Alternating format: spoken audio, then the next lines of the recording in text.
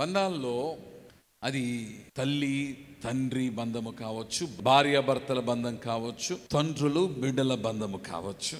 ఈ బంధాలు దేవుడు ఎలా కలుగు చేస్తాడంటే, ఈ బంధాన్ని యు కెనాట్ రీప్లేస్ దెమ్.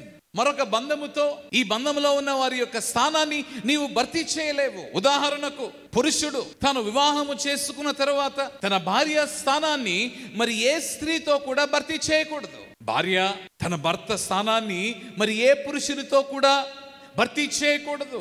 తల్లిదండ్రులు అందరి బిడ్డలను కూడా ప్రేమించవచ్చు, కానీ వారికి కలిగిన బిడ్డల స్థానాన్ని వారికి ఇవ్వాలి.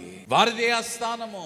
తల్లిదండ్రులను బిడ్డలు సైతము గుర్తించి, తల్లి తండ్రిని గౌరవించి బిడ్డలు సైతము ఆ స్థానములో మరి ఎవరిని కూడా భర్తీ చేయకుండా ఆ తల్లి తండ్రికి విధేయులై ఉండి వారు నడుచుకోవలసిన వారై ఉన్నారు.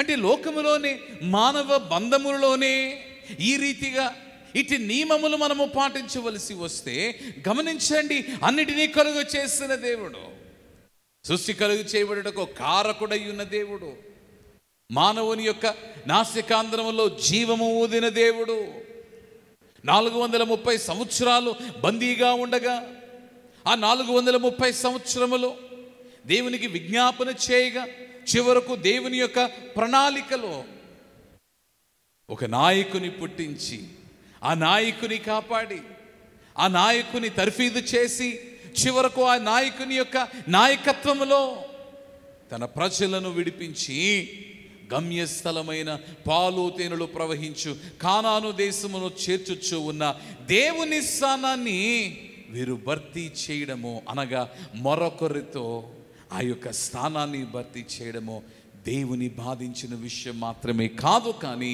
దేవుని యొక్క ఉగ్రతకు వీరు పాత్రులగుటకు కారణమై ఉన్న కారణము.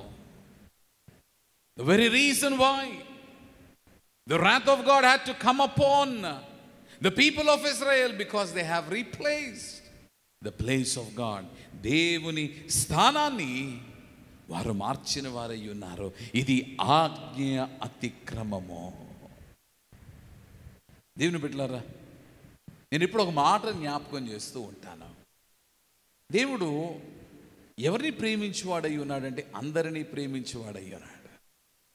సాధారణంగా దేవుని ఉపదేశించువారు, వారు పరిశుద్ధమైన జీవితమును వారు కలిగి ఉండవలసిన వారై ఉన్నారు.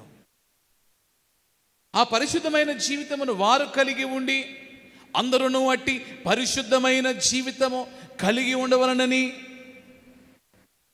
బోధించువారై ఉన్నారు, బోధించుచున్న వారై ఉన్నారు. అయితే ఈ బోధలో దేవుడు ప్రేమించేదేమిటి అనే దానిని గూర్చి వివరించవచ్చు. దేవుడు పరిశుద్ధతను ప్రేమించేవాడై ఉన్నాడని, అందుకని విశ్వాసులు సైతము, భక్తులు సైతము పరిశుద్ధతను ప్రేమించవలనని ఉపదేశించు ఉన్నారు. కానీ ఈ ఉపదేశములో మరవకూడనిది ఏమిటి అనగా, దేవుడు పరిశుద్ధులను ఎంతగా ప్రేమించు ఉన్నాడో దేవుని బిడ్డలారా పాపులను అంతగానే ప్రేమించు ఉన్నాడు. అనగా వారి పాపమును కాదు ఆయన ప్రేమించుచున్నది, వారు పాపము చేయవలనని కాదు ఆయన కోరుకొనుచున్నది, కానీ వారు పాపులయున్నను ఆ పాపులు పరిశుద్ధులుగా మారుటకు పరిశుద్ధులను ఎంతగా దేవుడు ప్రేమిస్తూ ఉన్నాడో పాపులను కూడా అంతగానే ప్రేమించు ఉన్నాడు. అందుకే నేను ఎప్పుడు ఒక మాట అంటూ ఉంటాను,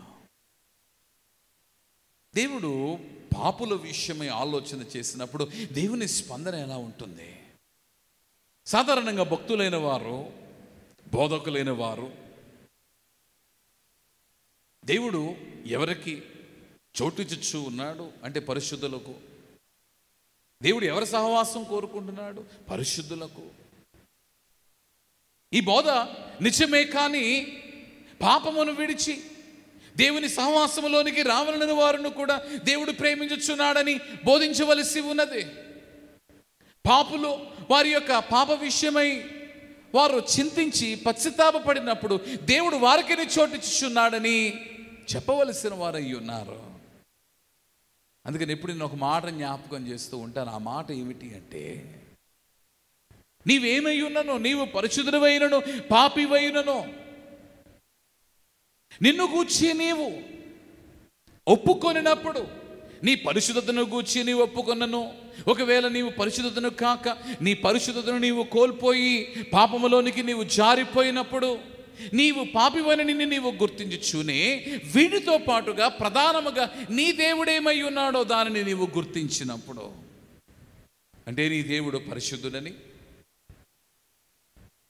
ఆ పరిశుద్ధుడైన దేవుడే పాపములను క్షమించగలిగిన దేవుడని, ఆ పాప క్షమాపణ నుండి పాప విడుదలను అనుగ్రహింపచేయు ప్రభుడని నీవు గుర్తించినట్లయితే, దేవుని బిడ్డలారా, నీవు పాపివై ఉండవచ్చు, పాపము చేసిన వానిగా ఉండవచ్చు, కానీ ఆ క్షణమందే, ఆ సమయమందే ఆ పాప క్రియలన్నిటినీ నీ విషయమై మన్నించి నిన్ను క్షమించి నిన్ను పరిశుద్ధునిగా మార్చువాడై ఉన్నాడు నీ దేవుడు.